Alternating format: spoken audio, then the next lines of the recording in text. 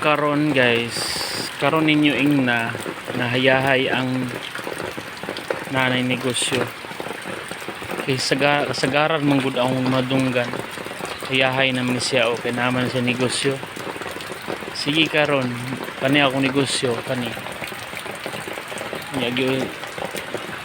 gisugat og ulan gay na grabe ka kusog kayong ulan, tapos sa kusog sa ulan halos mabasa na ko, may gani kay nagdala ko raincoat. So nani gabunok ang ulan na maingon mo gayahay ang negosyo.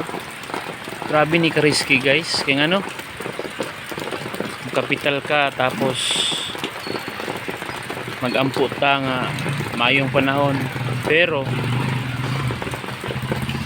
kung kay wala man tayo mahimo kay pagbuot man sa labang mga gahom iwan siya, tapos wala ang mga pagampo nga kanunay nga mahalin ra gid ang paninda.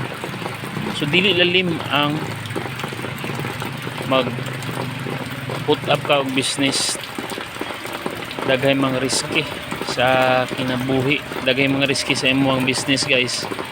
Kinahanglan nimo na sa kanang ilailahon ang imong business para ani karon maingon mo nga hayahay kay na negosyo, dili gina siya hayahay guys. Gumikan kay ngano dili lalim mag negosyo, labi na ug inaani mga street foods ang imong negosyo.